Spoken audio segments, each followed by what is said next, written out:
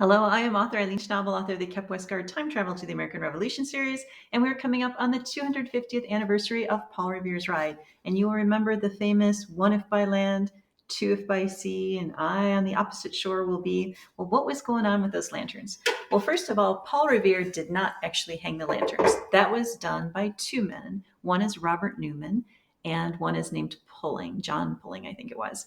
So Paul Revere did task them and said, we need to have a backup because I don't know if I or the other Samuel Prescott and the other riders will get out of town because Boston is on lockdown. And if we can't get out of town to spread the message, we need a backup signal. That's what the lantern was. It was a backup.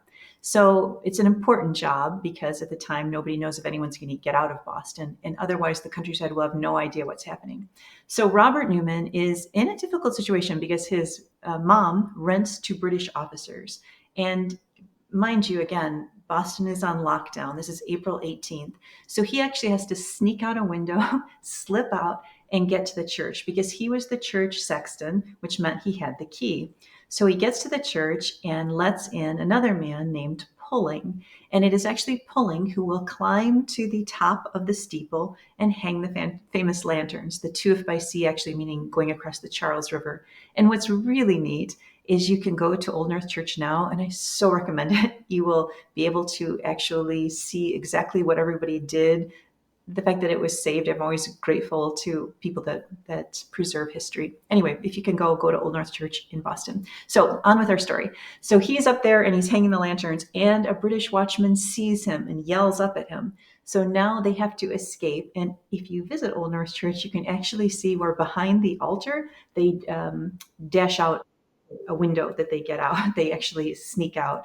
And now they have to then slip back home. And so Robert Newman is slipping back up home and hopes it's all well, but it is not because they were logically, they knew that there was lanterns hung. So they think, well, was that Robert Newman because he has the keys, he's the sexton. So they actually arrest him and question him. Now, here's where the history gets a little murky because he does, in fact, point the finger at Pulling and says, all I did was give the keys to Pulling. I don't know what he did. Now, whether he knew that Pulling was going to escape or had escaped to Nantucket, or whether he was honestly throwing Pulling under the bus, we don't know.